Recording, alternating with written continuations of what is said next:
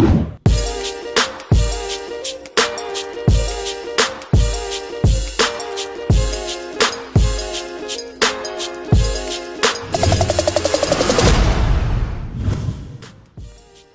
First Talk saison 2, épisode 10. Bienvenue chez la First Team, ça fait plaisir.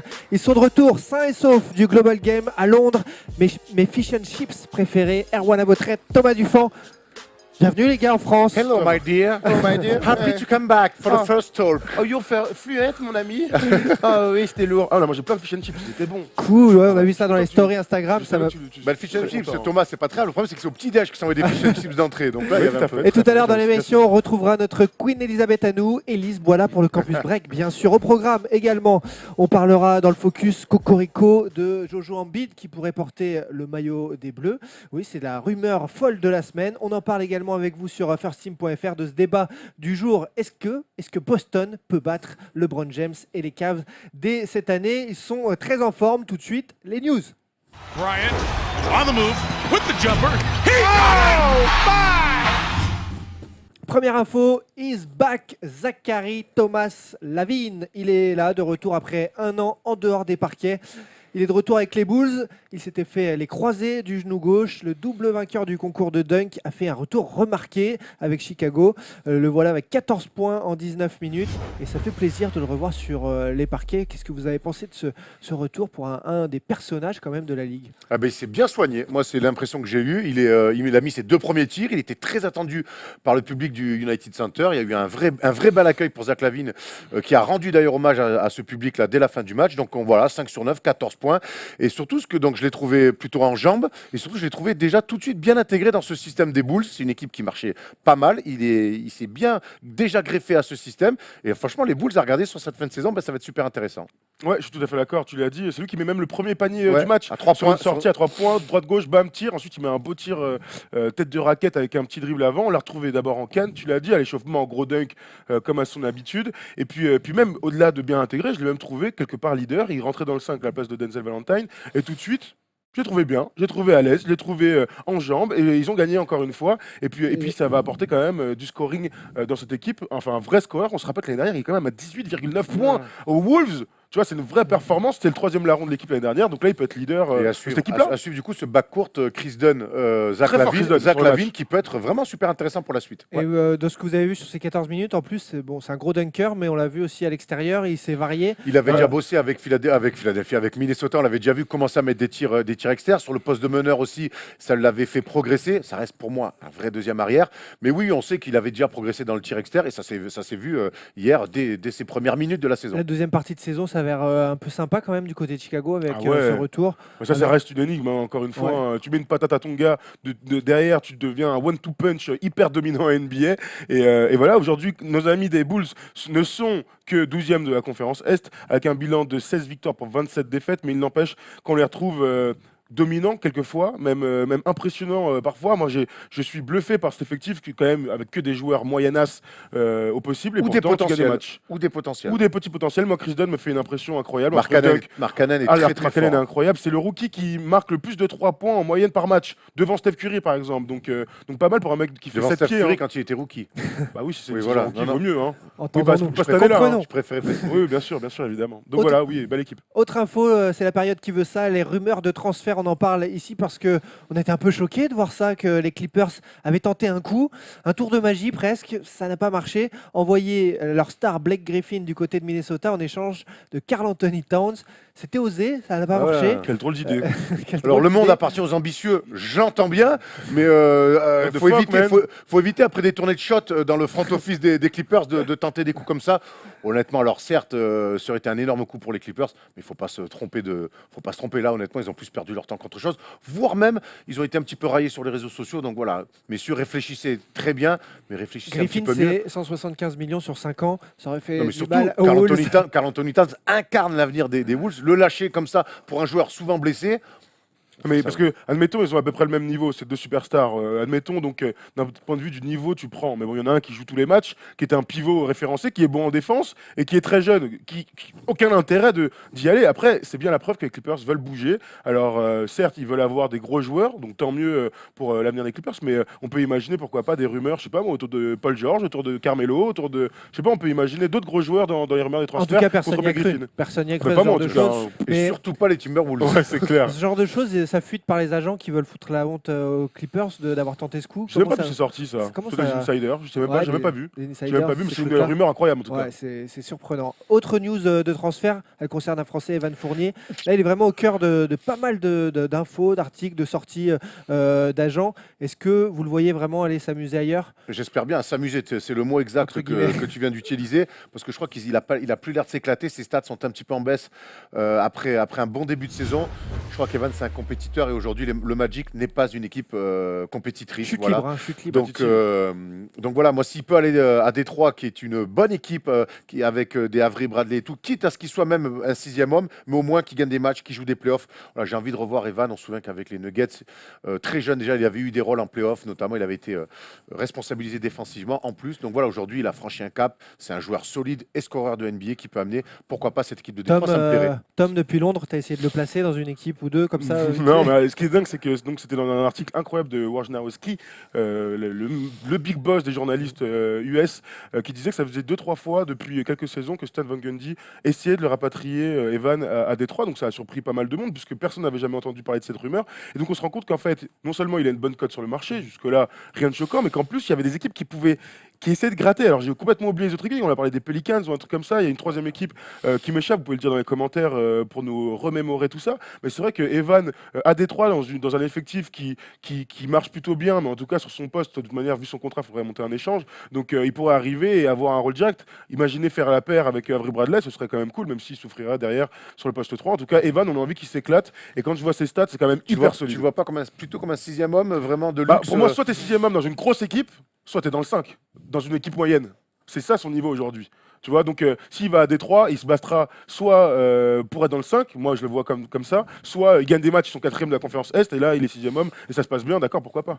Bah, Tu vois tu peux faire des super carrières et être 6e homme aussi, quoi. Donc Oui, j'entends, mais bon, aujourd'hui, je crois que la le souhait, c'est quand même la d'être dans le priorité 5. d'Evan, c'est d'être dans des équipes compétitrices.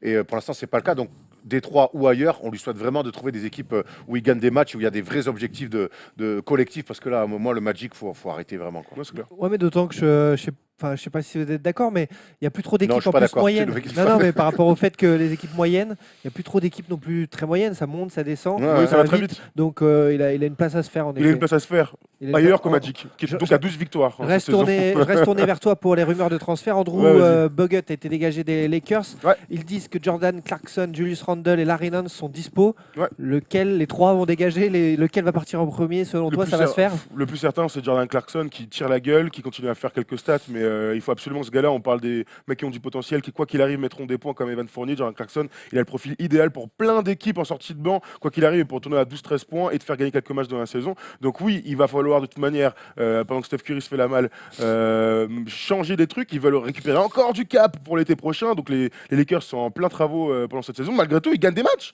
Tu vois, il gagne des matchs, donc bon, c'est plutôt positif. En attendant, je pense que Julius Randle va se barrer sûrement à Dallas, Clarkson va aussi partir, et puis en espérant une méga star arriver cet été. Erwan, le chiffre du jour. 35 000 €, une amende pour Rodney Hood qui a fait un geste abotresque. Comme on dit. Dans- Qu'est-ce que c'est La rumeur Ouais, persiste. regardez ce qui s'est passé. Le joueur du Jazz qui a envoyé valser Oh, le jamais fait téléphone d'un spectateur après Jamais s'être fait fait ça de ma exclure. carrière. Match face à Washington. En tout cas, on vient de battre un record avec 35 000 $. C'est l'iPhone le plus cher de la planète. Et Dieu sait que c'est pas donné cette merde d'iPhone. c'est clair. Et donc, c'est bien qu'il soit sanctionné parce qu'on ne peut pas s'en prendre aux fans comme ça. Il y a le trash talking aux fans, déjà, c'est toujours un peu moyen, mais ça peut faire partie du jeu. Là, quand physiquement, comme ça, on s'en prend un fan, bon, c'est un geste de frustration, on peut le comprendre maintenant. Un mec qui a rien fait. Hein. Voilà, un mec, voilà, il est en Il train de était sur filmer. Snap, Il c'est autre était chose, comme c'est ça, un c'est clair. selfie. Il a rien fait, le gars. Donc voilà, 35 000 € d'amende. Écoute, je pense qu'il va s'en remettre. Hein. Plus Oui. que moi, plus que si c'est moi qui les prends. Où en est-on des votes des All-Star Game? On sait que c'est vendredi qu'on va prendre les titulaires de ce All-Star Game. Alors, où en est-on à l'Est notamment? Regardez ce qui s'est passé. LeBron James est passé en tête. Lui qui était derrière Yanis quand on en parlait Ça a changé, la semaine dernière, ça a pas mal bougé. En effet, Kyrie Irving qui est bien haut lui aussi. Alors face à c'est la place de capitaine est pour LeBron tout De simplement. toute manière, Bah, nous, c'est ce qu'on veut. ça- On veut c'est- Curry contre LeBron. Faut pas Exactement. déconner. Et la question, c'est est-ce que LeBron pourrait choisir Kyrie Irving? Bah, il aura l'opportunité de le faire. Moi, je pense pas. J'ai Ça envie va de le voir en amener des face. trucs quand même. Complètement. C'est que les choix, on rappelle pour ceux qui débarquent sur ce nouvel règlement, les capitaines vont choisir entièrement leur équipe. Donc Ouais, à l'est ou à l'ouest, hein, à l'est parce que ou à ce l'ouest, sera un ouais, mix ça. un Prends peu où de tu tout. veux. Donc les potes d'abord, on imagine. Deuxième info, c'est que Ben Simmons est 3e parmi les guards. Il a remonté, il a dépassé même Oladipo. Donc Ben Simmons, le rookie, a une cote d'enfer aujourd'hui dans les joueurs les plus populaires de NBA. Et il a déclaré, Ben Simmons, petite parenthèse, qu'il se sentait comme le meilleur rookie de On va pas lui en vouloir. hein. l'année. Bon, voilà un petit peu de. Il faut avoir confiance. Commence un sur petit peu à terrain. placer ses billes, notre ami. Il faut avoir confiance. À l'ouest, du coup, c'est en effet Steph Curry qui prend le leadership, mais de peu devant son coéquipier qui est Kevin Durant. Il pourrait être 4 All-Stars du côté de Golden State. Ce serait historique, 2 années de suite. 4 All-Stars dans une équipe, une franchise NBA, ce serait unique. Sachez, en parlant de l'ouest, j'en profite pour vous dire qu'il y a un lobbying argentin en ce moment. Léo Messi, Juan Martín Del Potro, le tennisman, qui veulent Il y a absolument Omar Da Gino- Fonseca aussi, je crois. Omar Da Ah ouais, tu Fonseca, m'étonnes. qui veulent absolument Ginobili. Alors votez pour Ginobili, il reste quelques heures. Et en plus, ce lundi, ça compte x2 les votes pour Bah, tu vois, Ginobili. en plus, ça a l'air de marcher. hein. Ouais. Il est tout en haut. Ouais, Il est quoi? Il est 6e, je crois. Ouais. ça Non, peut 5e. passer, ça peut passer. 5e des gardes dans la conférence ouest. C'est incroyable pour un mec de 40 piges qui met encore des gros dunks. Donc, Sur une donc base de Manu, mec de 37 ans. Ouais, c'est clair. c'est Ça clair. peut passer. Donc voilà, tout simplement. Et Curry il va faire ça sobre, il va prendre tous les Warriors avec lui. Bah, ce serait plus marrant quand même, non? Ou alors, Moi, pour je une fois, l'enverrais bien de jouer l'autre côté, contre foutre la Draymond Green merde. dans un match officiel, Mais ouais. ça va lui faire drôle, tu vas voir. Je pense qu'il fera surtout ce qu'on va lui dire de faire parce que on sait, Oui. on sait qu'on Ça va sait être très bien, lisse, ça va être on lisse. sait bien scénarisé oui. côté NBA. On Ouais. rappelle que c'est pas ce sera pas télévisé. Donc il n'y aura pas de chou-fleur en direct. Moi, je veux voir le chou-fleur entre les deux. Donc les capitaines. titulaires, le 18 janvier, le 25, on connaîtra les choix. Et nous, des- All-Star des la semaine capitaines. prochaine. Et- Ah, attends, Et bien on fera sûr. nos All-Star la semaine prochaine, lundi prochain, on est obligé. Évidemment. Les All-Stars On est obligé. lundi Moi, je vais, prochain. je vais te prendre avec des Américains vu que tu as été All-Star américain Ouais, en je France. suis né à Paris 12e, forcément, je suis américain.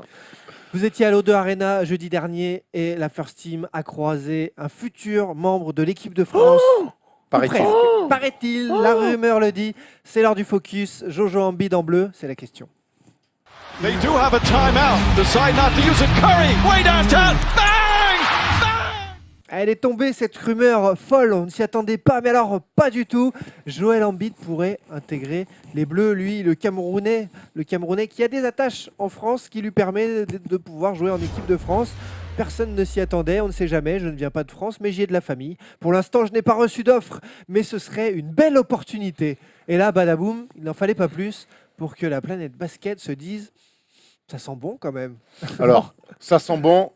Calmons-nous. Nous, on a eu la chance de discuter en interne là-bas, en off, avec pas mal de gens. Effectivement, il y a eu des échanges, clairement, avec des joueurs qui espèrent, qui se font du lobbying autour de Jojo Embiid pour qu'il vienne en équipe de Donc France. des Français. Maintenant, des Français. Maintenant, il y a certaines conditions, comme la santé de Joel Embiid. On sait que cette année, il est en train de réaliser la saison peut-être la plus complète au niveau des matchs. Il n'est pas trop blessé. Ça Il est peut-être, encore c'est sûr. hein. Ouais, il est encore un petit peu ménagé par moment. On lui évite des back-to-back. Donc, la priorité, c'est quand même la NBA, qu'il enchaîne les saisons. Et si il arrive à enchaîner les saisons, il pourra vraiment se lancer peut-être et réfléchir à jouer avec l'équipe de France. C'est d'abord la condition sine qua non, c'est qu'il soit d'abord en bonne santé. Et ça va se faire sur les 2-3 prochaines années. Sur le long terme. Après, il y a un truc qui est complètement fou. Alors nous, quand juste pour la petite histoire, on l'a appris en début de journée mardi. Il n'y avait pas encore tous les médias français et tout ça. Et ensuite, c'est sorti sur Twitter et on se posait la question, nous, de sortir cette info ou pas. Parce qu'on s'est dit, bon, on nous a dit, il faut pas trop le dire. Et puis tout d'un coup, ça a fait un pour espèce de Pour raz-de-marée. être clair, on nous l'a confié On nous l'a clairement. confié. On s'est dit, et en off, en confiance, donc on a dit, on a pris la décision de ne pas, C'est clair. de ne pas la Et sortir. pourtant, on avait envie de faire un sondage, Joël Embiid en équipe de France, oui ou non. Se Mais- faire insulter, puis en fait... Ah, mais Non, ils pas se ont faire raison. insulter, mais juste, c'était une affaire de confiance et on voulait Ah, mais pas au le début, on sortir. ne on croit avait- pas, c'est ça que je veux dire. Au Bah, début, nous, en on tout se cas, dit, oh, alors, mais c'est pour des l'histoire, on nous l'a dit comme ça et on a mis 5 minutes à se dire, mais attends, tu nous as vraiment dit que Joël Embiid envisageait peut-être de jouer en équipe de France, que les joueurs de l'équipe de France étaient plutôt chauds d'accueillir Joël Embiid. Vraiment, ça pouvait peut-être se Ça faire. veut dire que c'est un gars Oui, qui est ça se fait. apprécié, quoi. C'est pas un gars qui va venir Tout le monde marcher l'adore. sur les plates-bandes. Mais tout le monde l'adore. Mais c'est surtout en termes de niveau de jeu. Imaginez, pourquoi pas Joël Embiid poste 4, Rudy Gobert poste 5. Enfin, je sais pas, pour suppléer Babac dans 2 ans. Enfin, imaginez à quel point cette raquette pourrait détruire toutes les raquettes européennes et du monde. Avec Joël Embiid, tu peux imaginer aller chercher une médaille aux Jeux Olympiques. Donc voilà, il y a tout ça qui entre en ligne de compte. Évidemment, la santé de Joël Embiid, c'est le point entre guillemets négatif principal. Mais lui a dit que oui, c'était possible. Et Mr. Beasley, le DTN, le patron de l'équipe de France, L'ancien, il a L'ancien, un peu maintenant, pris c'est de recul, même A s'il a dit- encore quelques missions, il a pris un petit peu. en tout cas, il a déclaré il a dit que oui, il y avait eu des contacts entre l'équipe de France et Joël Embiid, que tout était envisageable et qu'on pouvait imaginer Monsieur Kamer en équipe de France. Au conditionnel, mais c'est va envisageable. falloir aussi gérer les égos. Rudy Gobert Bien est sûr. quand même le pivot phare de cette équipe de France. Il a déjà fait des campagnes avec l'équipe de France. Moi, tu me parles d'une raquette 4-5, c'est un peu un fantasme. Moi, Pourquoi je te Écoute, dis, tu sais pourquoi? Un exemple simple. peut-être par Marc séquence. Gasol. Mais peut-être par Deux pivots. séquence. Peut-être, ouais, mais Pau Gasol est un 4 de métier d'abord. Tonton, J'entends, mais en tout cas, peut-être aussi que ça peut aussi faire de l'ombre à Rudy Gobert, qui est l'un des leaders charismatiques de cette équipe de France pour la suite, même s'il a raté la dernière campagne. Attention aux égos, attention, voilà. on l'a dit 1000 fois, Erwan. Hein. Si le problème c'est les égos, gros, viens. Hein. Au bout d'un moment, les égos ça se gère. Si tu vas chercher une médaille. Donc Vincent Collet gère les égos. Non, Justement, voilà, vous qui avez- c'est une Je nouvelle pensais news. pas, Vincent Vous qui Collet. avez la ligne directe de Vincent Collet, coacher Joël Embiid, il n'y a pas de problème. Ça se Mais fera. comme je dis Erwan, coacher Joël Embiid, c'est pas un problème. Coacher les autres qui perdront forcément un peu de temps de jeu et un peu de place dans cette équipe de France, là, ça devient plus compliqué. En tout cas, si l'autre il veut venir, Vous venez de il me faut dire qu'il l'accueillir. le voulait. En tout Ah, cas, mais ils le veulent, ils en le tout veulent. cas, hein, c'est quelque chose qui se fera pas dans l'immédiat. Non, Je non. crois que d'abord, il va falloir qu'il s'installe et que son corps le suive sur quelques saisons pleines. Et Il est peut-être, jeune, hein. il est jeune et Ouais. on pourra peut-être imaginer. En tout cas, Échéance JO 2024, 2020, 2024. 2020, Allez, je pense que le 2024. championnat du monde 2022, quoi, un truc comme ça. Je pense que c'est 2020. le truc. 2020, c'est dans 2 ans. J'ai du mal à y croire. Non, ça, il faut que lui enchaîne. Ils ont bien dit 1, 2, 3, 4 saisons pleines pour que Philadelphie Bon, soit rassurée on croit- et qu'il le laisse. Parce que là, aujourd'hui, je suis les Sixers, mais jamais de la vie, je le laisse aller jouer avec quelconque équipe, que ce soit le Cameroun, la France ou les États-Unis, j'en sais rien. Tu vois, ce serait improbable. Là, l'assurance va être coton. En tout ouais, cas, tu m'étonnes. on a tout vu sur Joël Embiid. À vous de nous dire hein, sur les réseaux sociaux tout ça, ce que vous en pensez de cette folle annonce de cette semaine. En tout cas, nous, ça nous a plu. Autre chose qui nous a plu, c'est la série en ce moment de Boston. Cette victoire d'affilée. Sont-ils désormais plus forts que LeBron James? Wow, here we go. Uh-oh. He went right over to Bryant. Les Six, toujours plus leaders à l'aise de cette conférence avec à nouveau 7 victoires d'affilée, de très belles séries. Et puis ce classement de haut de tableau de la conférence, 34 victoires, 10 défaites, devant d'impressionnants Raptors également. Et les Cavaliers qui sont pas à la traîne, 3e, mais quand même, il y a quelques doutes qui continuent d'être là sur les Cavs. Alors d'abord, justement, avant de venir sur Boston, parlons de ces Cavs, état des lieux. Où ils en sont, ce que vous en pensez là de cette 3e place? Ouais, merde. moi, le bilan, quand on le regarde, n'est pas si mauvais que ça, mais c'est plus la manière qui m'inquiète et les attitudes. Et honnêtement, et là, Polo va nous envoyer l'image, et cette attitude à Toronto, quand on voit LeBron James sur un temps mort s'en prendre un petit peu à toute son équipe et son coach en premier lieu.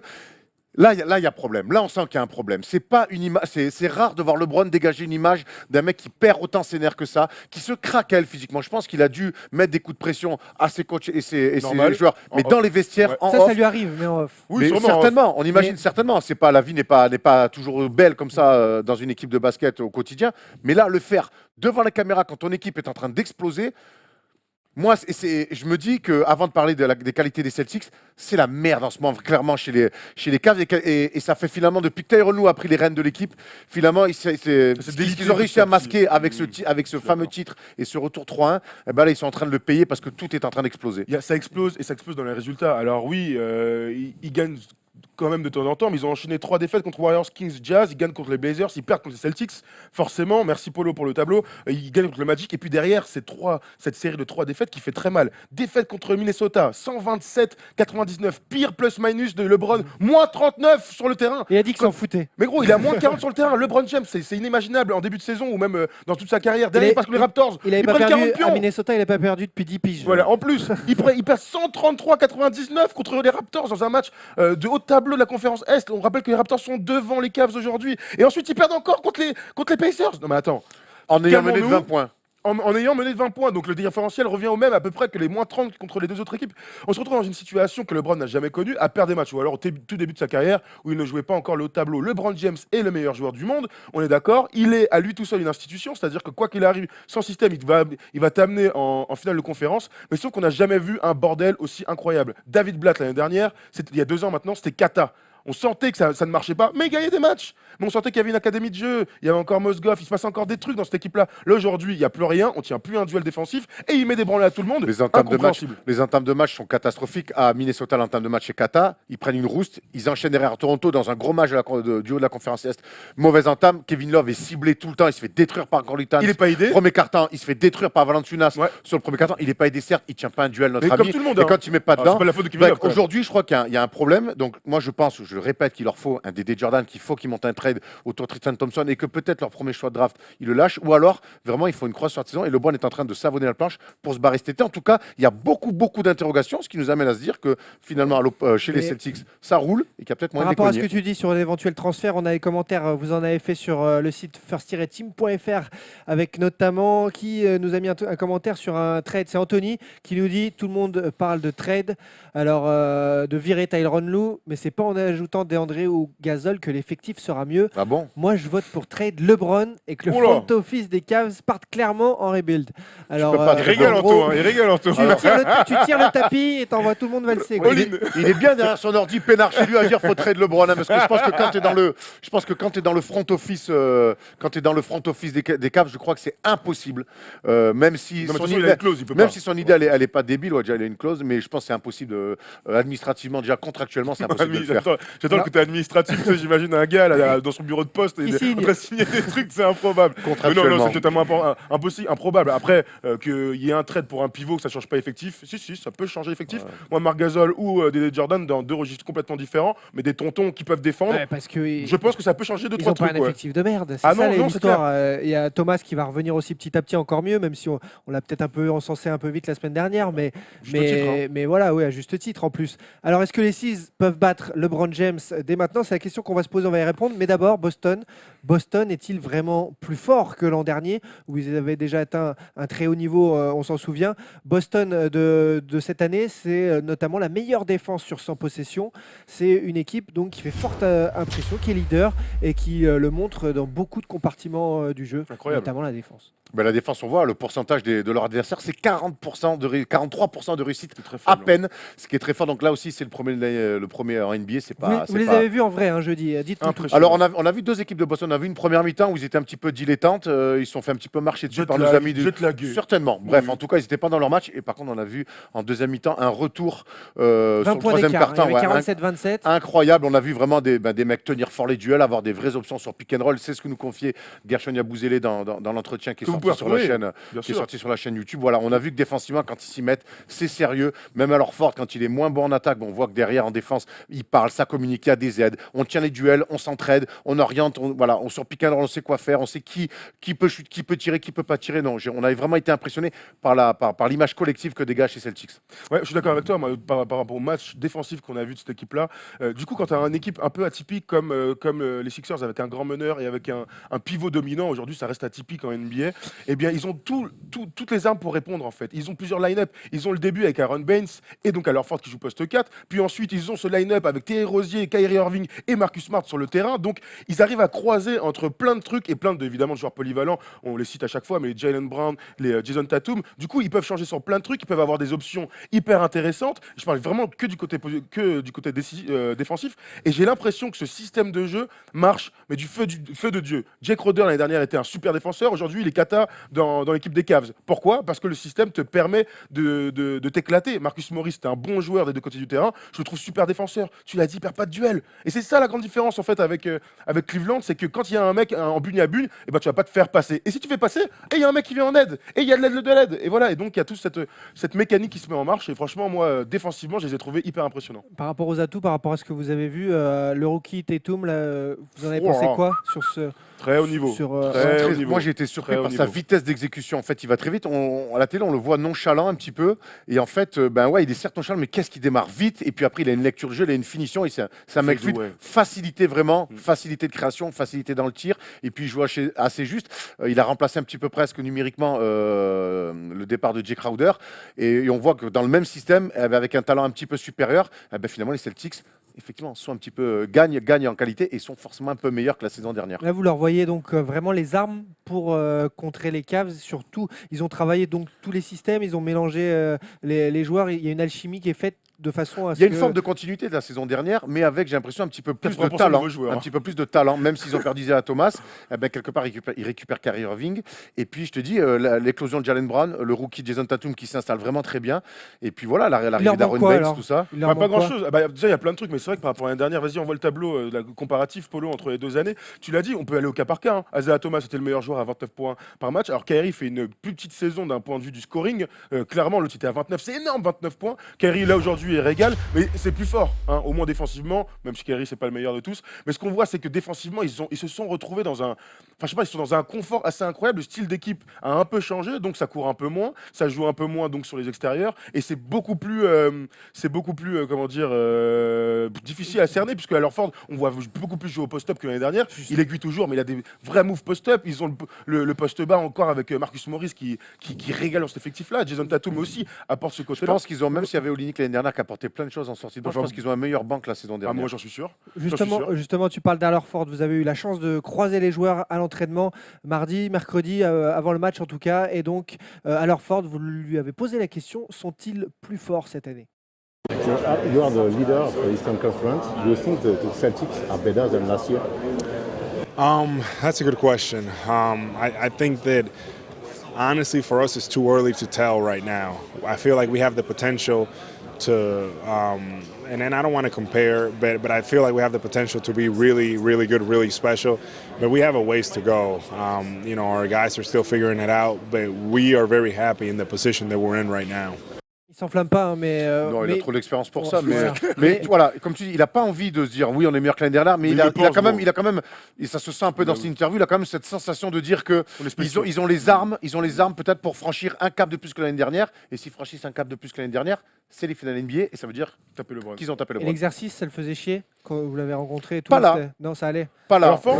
On verra Voilà. un peu plus tard qu'il y en a d'autres C'était à qui le ça taf. fait un peu plus chier. Ça Mais, dépend. Ça en plus, dépend. là, il était avec un rongeur qui lui parlait en espagnol juste avant, qui lui demandait les musées qu'il allait visiter à Londres, qu'est-ce que Oh, ça les lui faisait d'aller à questions, Londres. mon gars, des poules. On a vu des trucs incroyables. Hein. Ah, je te jure, les gens sont pas venus par les baskets en fait. Oh, merde. Londres, t'es espagnol, tu vas demander à Alorford ce qu'il a Ouais, visité comme quel truc. message, Photo, il fait par... quel message il fait par... Alors après, ça dépend les médias. Si t'es pour des médias. C'est le monde, oui, c'est Ouais, sûr. Certes, c'est voilà, elle. mais moi, les messages, quand tu es là, derrière, tu attends ton tour et que les mecs devant toi, ils le tiennent un quart d'heure pour lui demander quel message il veut faire passer aux jeunes Anglais.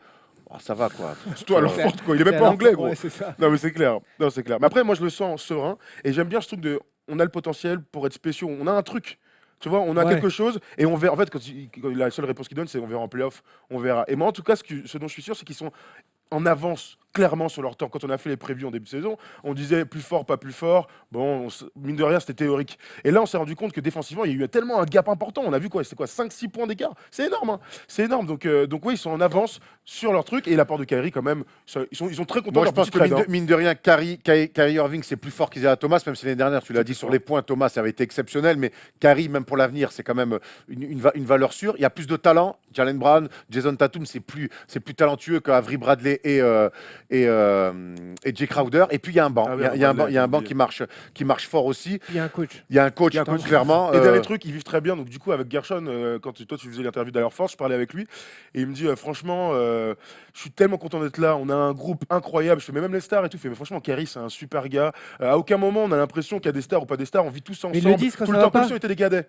Non mais tu sais, après Il est pas obligé gagne de le des dire, matchs. c'est ça. Non, mais il gagne des matchs. Non, il est pas obligé de le dire. Mais il gagne des matchs, donc c'est forcément ça masque plein de trucs forcément. Mais il dit et on l'a vu pendant l'entraînement après les matchs. Mais les gars ils sont trop contents d'être là. Ils Ouais. kiffent. C'est pas parce que t'es titulaire ou dernier mec du banc que t'es pas investi dans cet effectif. Ils sont tous impliqués. Gershon le premier et on sent que cette équipe vit très très bien. Ça veut quoi. dire que lui, français, il y a souvent des articles, il joue peu, c'est lui, dommage, normal. mais on s'en Bah, fout. lui, C'est normal. Il y a un sait où procès, il est mais content. tu sais quoi Yabouzélé, c'est un cas à part dans une équipe. C'est un rookie qui débarque, donc dans une équipe qui marche fort. Donc il y a tout un process. Allez voir l'interview, il explique tout ça très bien. Il n'a pas l'air malheureux, le garçon. Ah non, tu m'étonnes. Il gagne des matchs. Hein. Peuvent-ils battre LeBron James? C'est la question de ce débat là, à laquelle on essaie de répondre. Vous avez aussi posé cette question avant le match à Brad Stevens, à Brian Scalabrine, Ouais. champion NBA que vous avez croisé, Ah ouais. et à Alorford. Et Brad Stevens, en plus, il s'est mouillé dans sa réponse. Vous allez voir, c'est génial. You are the Eastern Conference leader. What for you was the key to beat the Cavs and LeBron this year? Well, I'm not even thinking about that with Philly on the horizon. I think that we'll figure, we'll try to play the next game as well as we can. The first thing you have to do is you have to play well enough to be a playoff team. Okay. on all our opponents, I mean, I'm always looking, after every game, who's doing what, how they're playing, what they're doing. And the season is such a long season, and in basketball, there's a lot of up and downs. There's, you go through stretches where you win 4, 5, 6, and then you lose a couple, and then you could go from being the best team to being the worst team, and that's just the way it is. And we played constantly and frequently, so I think that it's being able to stay even keeled throughout the ups and the downs. Right, if that's a question you're asking me, Brian Scalabrine? Yeah. I want you answer. I mean, obviously, can they? Yeah. Like, the hardest thing is to ever believe that he's not going to be able to take his game to another level. LeBron James has done it time and time again. He goes through the regular season, he loses a few games, everyone counts him out, then he turns it on in the playoffs.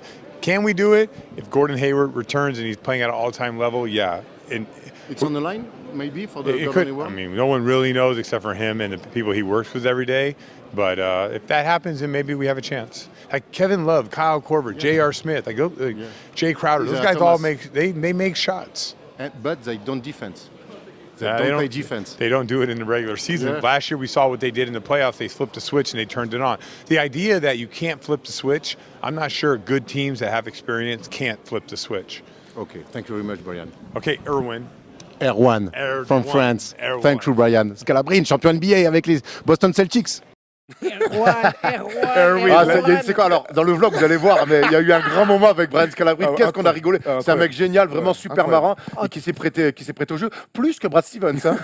Justement, avant de revenir sur ces autres réponses que je retiens là, de ce que je viens d'entendre de Brian Scalabrine, il le dit, si Hayward revient, oui, on peut le faire. Et là, c'est la phrase, je me dis, wow, ça veut dire qu'ils sont tous conscients qu'ils peuvent, mais ils vont le faire. En fait, non je crois Oui, on a l'impression quand on en parle à Scalabrine qu'avec ce qui se passe en ce moment, l'idée se matérialise dans la tête, mais battre LeBron, c'est pas arrivé depuis 2010. 11. C'était les Celtics d'ailleurs. Non, c'était les Celtics. Oui, 2010, pardon. C'était les Celtics d'ailleurs à l'époque. Et en fait, tu as le droit d'y penser, tu as le droit de le dire, enfin de le matérialiser, mais en fait, tu peux pas le crier, il faut le murmurer encore. Parce que battre LeBron James à l'Est sur une série de playoffs, ça se murmure. Moi, je pense que cette année, il est en train de se passer quelque chose entre la dynamique des Cavs et la dynamique des Celtics. C'est vraiment, ils sont en train de se croiser, hein. Une équipe qui est en train de descendre, l'autre qui est complètement en train de monter. Donc, mais tu ne peux que le murmurer. Tant que tu l'as pas battu, que tu l'as pas serré la main en disant, allez, bonnes vacances. Ah ben, tu peux pas le crier haut et fort. Et moi, je suis tout à fait d'accord. C'est pour ça que je vais répondre à cette question. Peuvent-ils faire tomber LeBron? Je pense pas cette saison et pour plein de raisons. La première, c'est évidemment l'expérience. Donc, Garde ta réponse. Ah, les pardon. commentaires sur vas-y, firstteam.fr. sur les commentaires, si tu Les veux, avec grand commentaires. plaisir. Je veux que tu réfléchisses Alors, c'est bien pas un parce commentaire, que c'est un chapitre. Bah, Je en fait, réfléchis- il est d'accord avec toi, Erwan. La regarde, chaque année, en janvier, depuis que LeBron est revenu à Cleveland, c'est la même chose. Peuvent-ils le faire? Vont-ils faire les finales? Première année, LeBron prend 2 semaines de repos à Miami, bam, ils vont en finale. Deuxième année, Blad viré en janvier, bam, défaite de 35 ans. Troisième année, 6-9 du Bélian, LeBron qui gueule, blablabla, ils vont encore en finale. Et c'est vrai que, quoi qu'il arrive, il y a toujours des turbulences dans les saisons régulières. Et à la fin, LeBron est toujours en finale. autre oui, commentaire, Yannick. Alors, pardon, il y a Vas-y, encore un vas-y, commentaire. vas-y. Alors Voilà, oui, mais cette année, comme on l'a vu tout en début de débat, on sent un LeBron beaucoup plus craquelé. Regarde, alors LeBron est un immense joueur. Bah, tu peux me la remettre, Ouais, Polo, celui s'il te de plaît. Yannick, ouais. C'est un immense joueur. Néanmoins, je pense sincèrement que les Celtics ont toutes leurs chances. Ils peuvent compter Irving, Horford, Tatum, mais sans Hayward, ces Celtics peuvent regarder les Cavs dans les yeux, même Mais sans Hayward. On a presque oublié que Gordon Hayward finalement était On l'a oublié, hein. était pas là, mais il va revenir. Et moi je pense j'ai jamais vu un LeBron aussi irrité, et qui le montre comme ça en public. La seule fois où on l'a vu comme ça, c'était l'année où il a quitté Cleveland. Peut-être, on l'a senti un petit peu chafouin aussi. Commentaire de Nicolas également sur le sujet. Montre-nous ça, Polo. Beaucoup de jeunes dans l'équipe, quelques expérimentés, mais Kyrie est seul à avoir connu les finals. Sans l'apport d'Hayward, qui ne jouera certainement pas, les Celtics ne gagneront pas sur une série. Voilà, avec de la continuité, blablabla. Alors, voilà, on y arrive. Les Celtics sont-ils plus forts que LeBron James?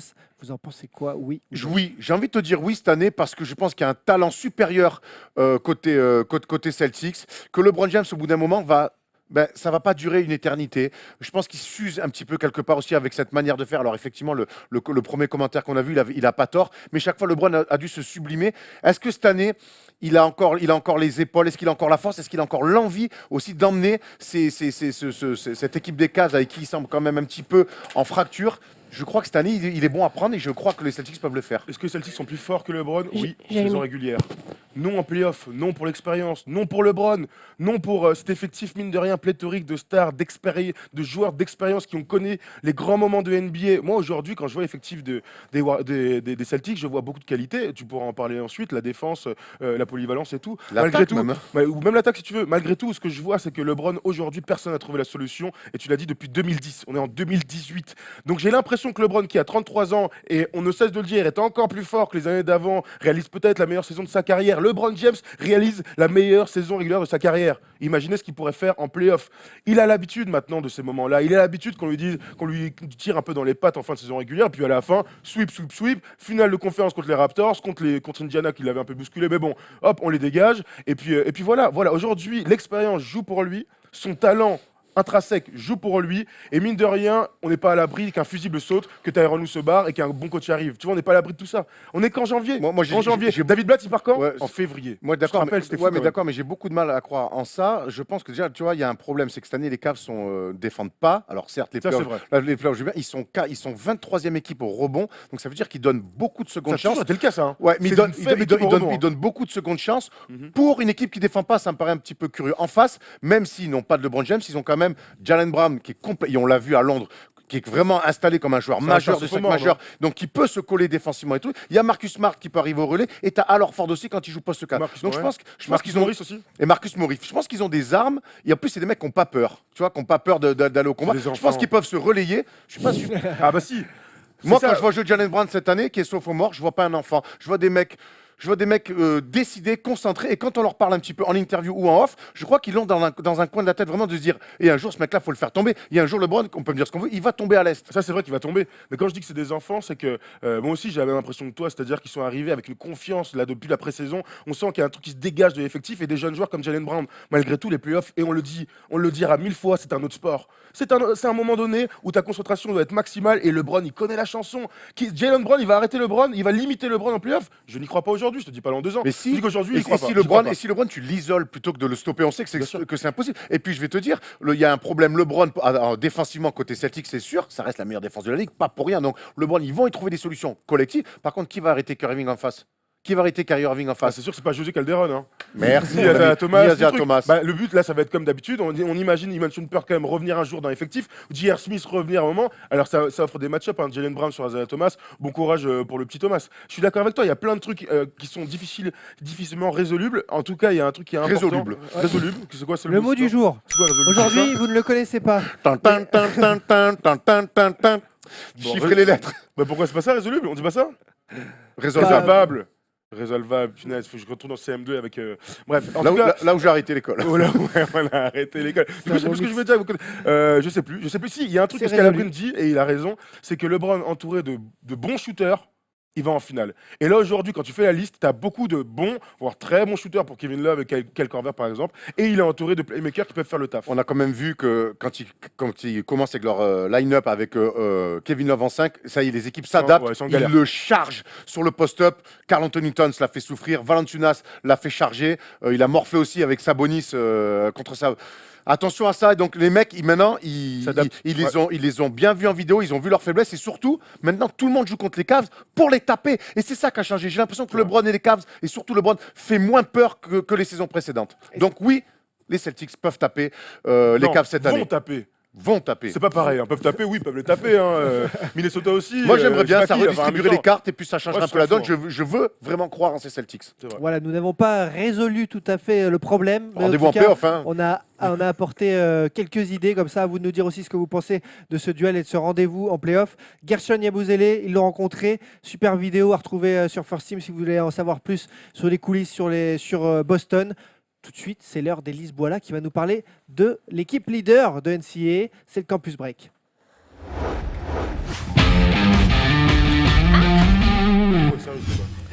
Coucou Élise, au sommaire aujourd'hui du Campus Break, on va parler de Villanova, chez qui tout va bien là-bas. Exactement, c'est une équipe dont je ne vous ai pas encore parlé depuis le début de la saison et qui tire clairement son épingle du jeu avec seulement une défaite. Donc Villanova se retrouve avec un bilan plutôt sympa de 16 victoires, une défaite. Ils sont premiers de leur conférence et du coup ils se placent comme grands favoris pour un nouveau titre de conférence, ce serait donc le 5e de suite, et deviennent un adversaire très dangereux pour la marche Madness. Donc voilà, vous voyez le top 4. Villanova, West Virginia, Virginia et Pour Michigan ceux qui State. suivent pas trop, combien de matchs en saison? Oh, énorme. Et Il y en a beaucoup. fou, là. Je suis Là, incapable de dire. on en est à quoi? Là, en fait, on est à la moitié de la peu saison. près, voilà. On est au match de conférence. Jusqu'à janvier, c'est les matchs hors conférence. Et là, c'est les matchs de conférence. Et du coup, comme vous voyez, il n'y a pas de Duke, pas d'Arizona, pas de Kentucky. Pas Dans de ce top Paris 4. 5. Moi j'étais à Paris, hein, et puis on allait en finale souvent. Ouais, pas ici, hein, par contre. Final Fantasy, pas encore, non. Donc je vous rappelle que Villanova a quand même gagné 2 fois la March Madness, une fois en 1985, je ne sais pas si vous vous souvenez, j'en avais parlé dans une de mes anciennes chroniques. Perfect Game, c'est pas ça? Exactement, Erwan, j'aime quand tu me suis comme ça. Et une fois en 2016 contre North Carolina. C'était Jenkins. Exactement. À the buzzer. Je salue le foot US, hein, quand même, rien que ça. Du coup, leur seule défaite cette saison, c'est contre Butler 193. Sans alcool, du coup. Oh non. Pas mal. Butler, c'est une équipe assez quand même en difficulté dans leur conférence. Et du coup, ça a été d'ailleurs une défaite assez inattendue pour Villanova. Mais Butler, ce soir-là, a été assez incroyable au shoot avec un énorme pourcentage au shoot de 68,2% à 3 points. Hein. Mais c'est surtout la défense du coup qui a fait défaut à cette équipe de Villanova. Et l'un des points faibles des Wildcats justement, c'est sur leur défense leur défense à 3 points. Ils sont souvent en retard dans les rotations et du coup souvent en retard pour contester les shoots, ce qui donne des shoots. Élise, ils font zone Villanova beaucoup parce que s'ils chargent à 3 points, on sait qu'en NCAA, des fois, il y a des équipes type Syracuse qui historiquement ont des zones et tout. Et des fois, c'est vrai que si les mecs prennent en plus la ligne est plus près, s'ils se font charger à 3 points, des fois, ils défendent. Non, pas forcément. C'est juste une équipe qui est très très bonne au shoot et justement un point fort de Villanova, c'est justement cette bonne sélection de shoot. C'est propre à Jay Wright, le coach de Villanova depuis 2001, qui a instauré cette culture du shoot intelligent. Et ils sont aussi très bons sur leur capacité à driver, ce qui rapproche du coup la défense et avoir des shoots ouverts faciles à 3 points. C'est vraiment leur point fort, mais c'est pas parce qu'ils font zone qu'ils sont forts au shoot comme ça. Il n'y a pas de grain de sable en vue, c'est parti pour durer là. Ah oui, là, clairement, c'est ce que j'allais dire. C'est pas du tout grave qu'ils perdent contre une équipe comme contre Butler, parce qu'il y a 2 ans, contre les Oklahoma Sooners, à l'époque, c'était pas Trae Young, c'était les Oklahoma Sooners de Buddy Hield. Ils se sont fait complètement malmenés à 3 points. Ils se sont pris 14 rebonds à 3 points, shoot à 3 points pardon, sur la tête. Et du coup, ils ont perdu et le match et leur place dans le top 10 pour au final se retrouver 4 mois plus tard au Final Four et là faire un match de folie. Ils ont gagné d'ailleurs 95-51, donc c'est vraiment un gros match. Belle petite. Avec une des meilleures performances à 3 points dans l'histoire de la March Madness, 11 sur 18 à 3 points. C'est une équipe qui a beaucoup qui a peu de one and done. Non, c'est peut-être pour ça qu'on peut expliquer que Villanova est souvent dans les bons coups ces dernières années, parce qu'il y a des mecs qui font des cursus de 3-4 ans, non? C'est une équipe, exactement, c'est une équipe qui est constante. C'est pas Duke ou qui change chaque année. Ouais. Exactement. Il y a peu de mecs qui sont imposés en NBA aussi. Hein. Ouais, voilà. On pense forcément à Kyle Lowry, là. Hein, mais finalement, il y a peu de mecs qui sont imposés, peu de stars qui viennent de Villanova. Il y a la sœur de Kenny Grant qui était à Villanova. Tu m'apprends quelque chose. Ah ben voilà, vous voulez des infos, je vous en donne, moi les gars. Tia, qu'on salue, on sait qu'elle nous regarde des États-Unis. Donc cette année, les Wildcats ont un des meilleurs duos NCAA du championnat, avec Michael Bridges, ne pas confondre avec Michael Bridges de Michigan State, un autre joueur dont on parle beaucoup en ce moment, et Jalen Brunson. Et je vais commencer par vous présenter Jalen Brunson, qui lui est un meneur junior qui tourne à 19,3 rebonds, 5 passes. Voilà, Polo a nous a mis le petit... C'est vrai que j'ai pas choisi la meilleure photo pour le mettre en avant. Il est en train de jouer en même temps, il pose pas pour la redoute. Hein, tu vois il est un cocard, mon pote. Du coup, c'est un joueur très à l'aise dans les situations 1 contre 1, un très très bon playmaker. Il aime bien post-up les meneurs en fait, et à partir de ce post-up-là, créer du jeu pour trouver des shoots à 3 points ouverts. D'ailleurs, on l'a vu contre Xavier, leur principal adversaire pour le titre de conférence la semaine dernière, c'était un gros match gagné par Villanova d'ailleurs. Donc on ne parle pas de lui comme un meneur phare pour l'instant. Il n'a pas la hype de Trae Young, il n'a pas les mêmes stats non plus. Mais c'est quand même le joueur clé, un des joueurs clés dans la meilleure équipe du championnat en ce moment. Donc c'est pas négligeable. Et justement avec Michael Bridges, qui est un autre joueur clé. Lui, c'est un poste 3. Polo, envoie-nous le petit tableau. Merci. Oh là là, qu'est-ce que ça marche bien. Qui lui tourne à 17,5 rebonds de passe et qui tourne à 44,6 points à 3 points. C'est une photo NBA 2K ou c'est une... Non, c'est une vraie photo. Hein. Michael Bridges. Michael Bridges, exactement. Donc c'est l'un, si ce n'est le meilleur défenseur sur les lignes extérieures NCAA du moment. C'est un excellent shooter à 3 points et c'est vraiment le type d'ailier qui est recherché par les équipes NBA en ce moment. Donc c'est-à-dire qu'il shoot, qu'il défend et pour sa capacité à driver au panier. Ok. Et donc lui, pour la petite info, il a été redshirt sa première année, il avait 17 ans, il était encore trop frêle physiquement, donc il a fait une saison blanche. Et maintenant on parle de lui comme futur loterie pick quand même. Donc c'est oui. pour vous dire Bon un choix. petit clin d'œil à la semaine dernière où j'avais dit que redshirt c'était pas forcément quelque chose de négatif par rapport à Joël Ayayi. Donc voilà, donc depuis 2-3 ans, Villanova c'est vraiment le modèle de l'équipe constante, c'est la meilleure équipe du championnat en ce moment et c'est vraiment une équipe à suivre qui va être très dangereuse pour la March Madness. À suivre. On met un billet. Moi je mets un petit billet dessus. Ouais. Bon, bah, on va te suivre. Après, on s'engueulera plus tard, hein, selon la taille du billet. T'as, comme d'habitude, la question de la On peut semaine. avoir la à question. nous Maintenant, il y poser. a un gars qui met des cartons. Il y a Ah. Trayon qui met encore 10-3 points. Ah oui, 40, les Trayon qui est en 43, train de 43, marcher monsieur sur la 43. NCAA. Il est incroyable, notre ami. 43 points, 15 sur 25 au tir, dont 10 sur 18 à 3 points, Rien que ça. 11 rebonds, 7 passes. Steph Curry, mon gars. Je peux ne pas m'arrêter, je peux continuer comme ça. C'est son 9e double-double. Il marche tout simplement sur la NCAA en ce moment. Je crois qu'il n'est pas sur la même planète que les autres.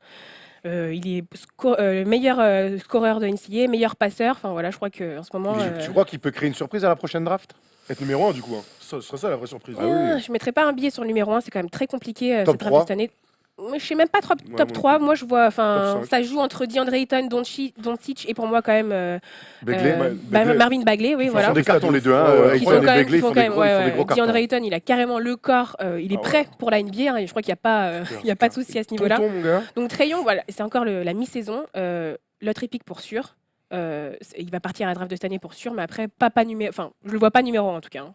D'accord, ça marche. Très bien. Alors, petite question, du coup. Dis-nous Petite tout. question. Allez, petite Combien question. de points rapide. combien de dollars cette semaine pour cette question? Elle vaut cher ou Oh, non, elle vaut pas très cher ça celle-là. va? Elle vaut pas très cher 17,99. celle-là. Un petit Dis-nous grec. tout. On prépare les buzzers. Ok. Donc, facile, vous avez juste à me donner les gagnants de la March Madness depuis 2012. De 2012 à 2017. Dans quel ordre? Comme vous voulez. Allez, Non, non, bah non, depuis décroissant, 2000 depuis le L'année 2017. dernière, alors, c'est plus L'année facile. dernière, c'est facile. L'année dernière, c'est donc. C'est facile. Je sais plus. Je sais Non, plus. arrête. Contre Gonzaga. Contre Gonzaga. Mais c'est qui déjà? North Carolina. Oui. Oui, d'accord. Ah, merci super. Thomas. Donc l'année d'avant, c'était forcément C'est- nos amis de Villanova. avec le Merci. tir. Elle l'a dit. L'année d'avant, c'était Duke. Très bien. L'année d'avant, c'était 2014. Oh my god. Je me souviens plus, putain, Je cherche des MOP. Attends, MOP. Michigan. State. Non, Vous savez, c'est sûr. Bah oui, on sait. Non, Erwan, pas- tu sais, pas c'est sûr. Kansas. Ah, c'est qui le MOP, tu sais? Non, même pas. Ah, attends, Tu vois. on va trouver, il joue en quelle couleur? Attends, mais attends. Attends. 2014 là Non, si, non, attends. C'est 2014. Jabaz Napier, non, Yukon. Yukon. Merci. Yukon. Yukon. Ensuite, c'est Michigan, du coup, à côté de Trevor. Non, Non, pas du tout. Louisville. Ah oui, Louisville. Ça veut Avec dire- Gorgui Dieng et tout. Ah ouais. Exactement. Belle équipe à Ouais, l'époque. équipe solide. Et Avec 2012, le meneur et le 2012, c'était déjà Duke. Peyton Siva là. Non, très belle finale de 2012. 2012, très belle finale. Avec Non, un joueur je dont vous préfère avez le- parlé aujourd'hui d'ailleurs, qui a fait une grosse performance. Denzel Van, non. Non. 2012. 2012. Il a fait une énorme performance, il joue aux Pelicans. Anthony Davis. Anthony Davis, Donc, du coup, Kentucky. Kentucky, qui met 9 Merci. contre, Ouais, incroyable. Il met pas beaucoup de points, mais par contre, il rayonne. Mais c'était à l'époque, comme sa saison rookie. Hier, quand je le vois à 1m48, je me dis, mais souvenez-vous de rookie et à la fac, il faisait rien en attaque. Là, il fait des crosses, mon gars, t'es jeune dans la gueule.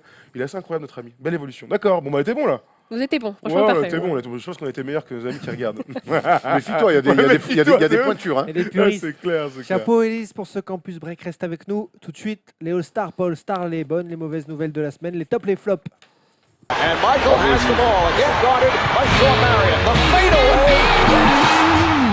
Allez, on démarre avec les tops, les bonnes nouvelles là, de ces dernières heures, ces derniers jours en NBA.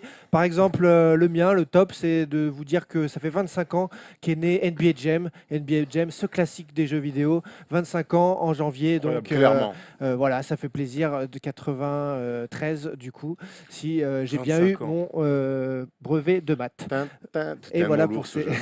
25 voilà pour ans. les... ouais, C'est malheureux, hein déjà. 25, hein Déjà 25, les gars, ça fait pas, mal, hein. pas 10, 25 Ah, les la gars, ça vache. fait mal. Oui, j'étais né depuis 10 ans.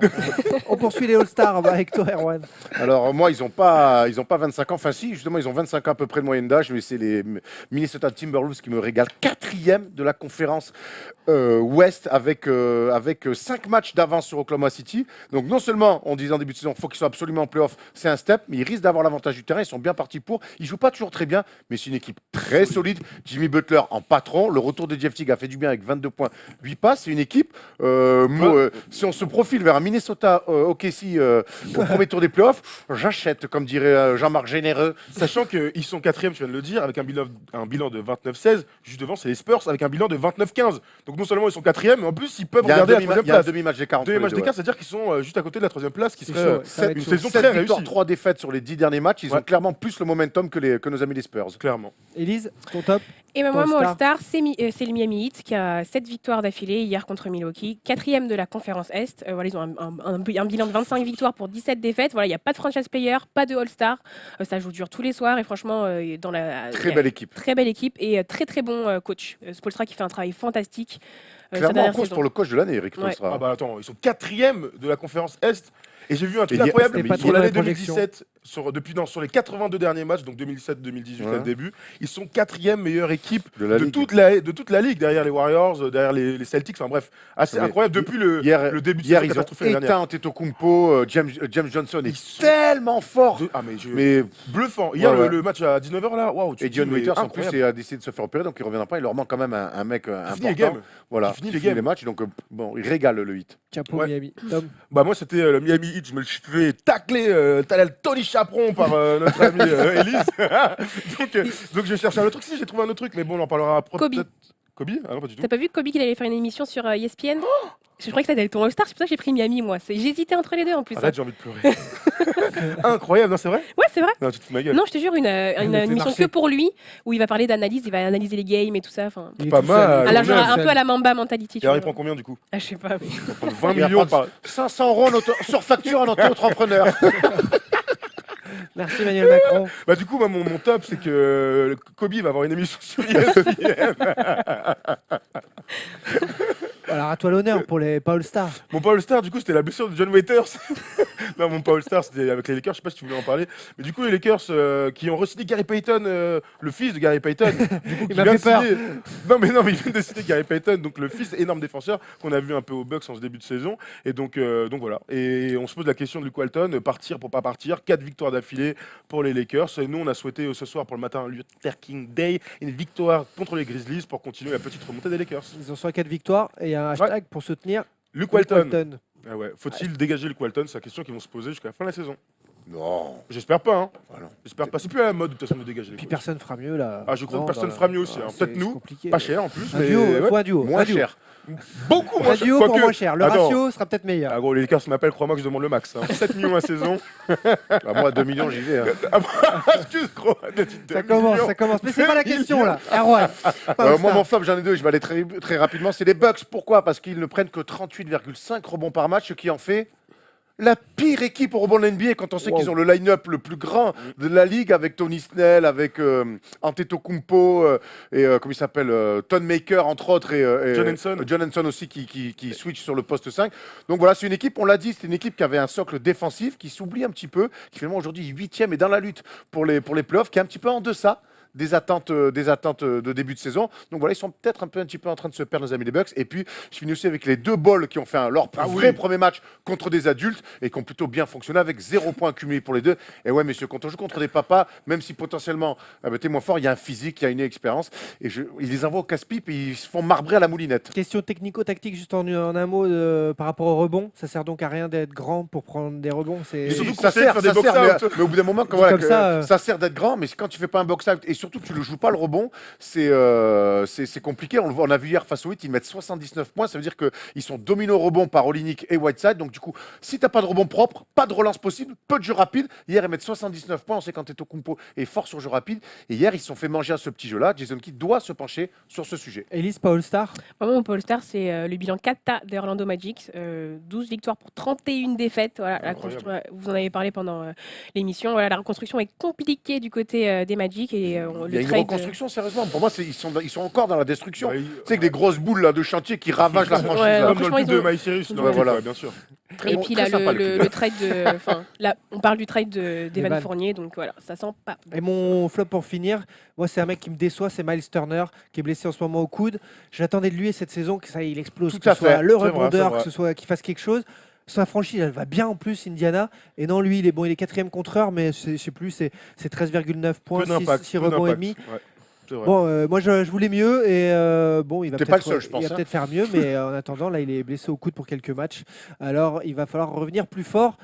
Une fin d'émission sans remerciements n'est pas une fin de First Talk. Alors, tout de suite, les remerciements d'Erwan. Alors bien sûr, à défaut de vous remercier tous les trois chaque semaine, je vais, Oh, je l'enfoiré. vais remercier notre ami Brad Zbabo. Eh oui, il est Zbabo, notre ami. Oh, Dieu, il a joué à NBA, ouais. Oh, les loups. Le maillot. Et puis Eric Mobley, qui est devenu agent immobilier, qui loue des appartements, mais que des moblés, hein, par contre. Hein. Exceptionnel. C'est exceptionnel. Oh là là Donc là voilà, là donc là, pour c'est ceux, de la pour ceux folie, qui c'est sont de la déjà folie. équipés, ça sert à rien de l'appeler. Par contre, ceux qui n'ont pas de canapé, de lit, ça et tout, allez voir Eric qui loue que des meublés. Déménagement, Sport US Travels. Ah ouais, un c'est peu clair. ça, c'est un Oh la peu ça, vache, il les mecs. bosse là-bas. Merci en tout cas de nous avoir suivis. Chapeau la régie, Sully, Tom, Polo, comme d'hab, vous avez assuré. Sachez qu'il y a plein de vidéos qui arrivent sur Boston Fila, sur la présence Le vlog, de la le vlog First de Team. Londres. Le vlog de Londres, la First Team y était. Il y a eu de belles choses, on vous en a montré dans cette émission. N'hésitez pas du coup à faire suivre si ça vous a plu. Tom, Ouais. Elise, Rendez-vous jeudi. Rendez-vous ouais, jeudi. rendez-vous jeudi. Semaine normale de faire de Les First matinales, Team, hein. retour de la classe foot, Back in the tout game. comme d'hab. Tout à fait. Très bien, bravo à tous, très bonne émission. Très